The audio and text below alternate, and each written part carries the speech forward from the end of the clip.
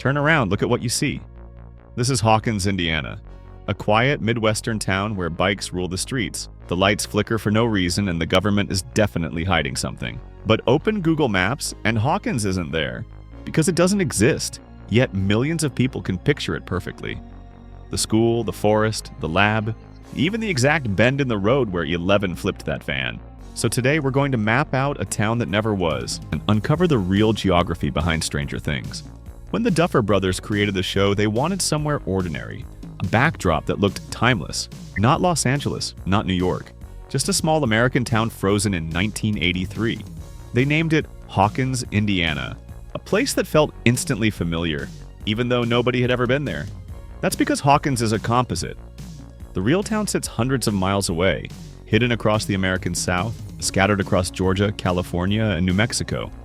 If you overlay a fan-made map of Hawkins onto the towns around Atlanta, it starts to make sense. Hawkins High School? That's Patrick Henry High in Stockbridge. Downtown Hawkins? Jackson, Georgia, the same street where Melvald's General Store and Radio Shack signs still hang today. And the Hawkins National Laboratory, the show's most secretive location, is actually the old Emory Briar Lake campus outside Atlanta, once used by real scientists. Georgia looks nothing like Indiana on a map, but the illusion works because of light, trees, and distance. It's all forests, lakes, and power lines. The same geography that defined Midwestern towns in the 80s.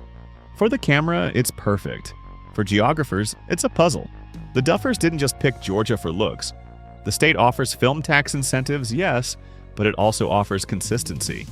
Every neighborhood, school, and road sits within an hour's drive. Hawkins exists in layers. Multiple towns stitched together to look like one. And that's where our map begins to split.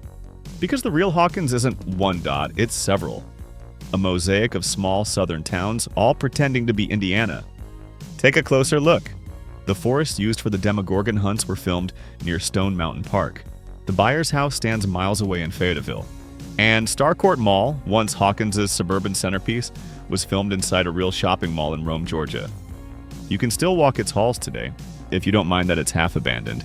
Every fantasy world has its landmark. Westeros had the wall, Hawkins has the gate, the tear between our world and the Upside Down. And even that has roots in real geography. Just a few miles from the filming sites, Cold War bunkers lie buried beneath the Georgian hills, relics from America's nuclear age paranoia. The Duffers drew directly from that history. The Hawkins lab wasn't just inspired by E.T., it echoes real CIA experiments like MK Ultra, where mind control research was secretly tested on civilians during the 1950s. So when the show hints that 11 was part of a government experiment gone wrong, that part isn't entirely fiction. The Duffers wanted viewers to feel that history underneath every street sign, the small town warmth sitting on top of Cold War fear, a map of the American subconscious. Hawkins' layout follows real urban planning. A single main street, circular suburbs, and a forest belt separating normal life from the unknown.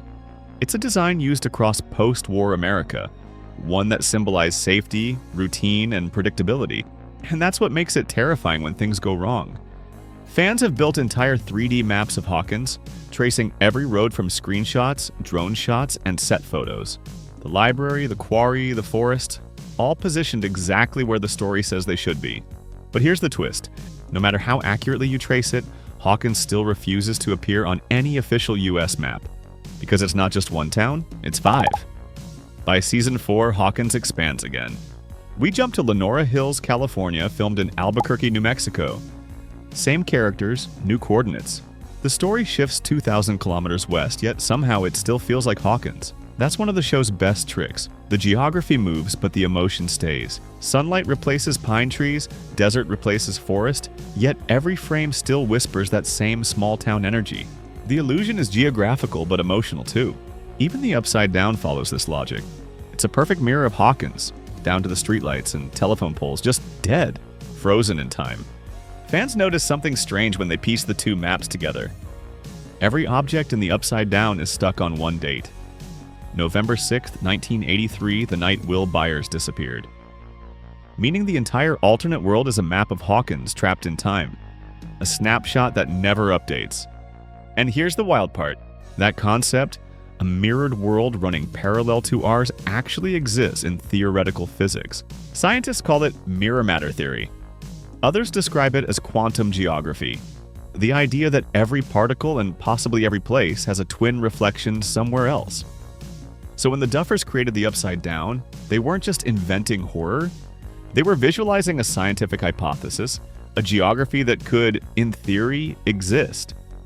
It's why the Upside Down feels both supernatural and strangely logical. It's not magic, it's a shadow map. And like all good maps, it keeps expanding. Each new season adds another layer. Russia, Nevada, California, different worlds connected by one invisible line running straight through Hawkins. That's what makes this town so fascinating. It isn't on the map, but it connects half the world. A fictional dot in Indiana has become a global landmark. Because Hawkins doesn't just exist on screen, it exists in tourism. Thousands of fans have visited Jackson, Georgia, taking photos outside the Hawkins High School gates, the family video store, and even the road where the Demogorgon first appeared. A fictional town has become a real economy. And that says something about how stories shape geography. We create places to tell stories, and sometimes the stories make those places real.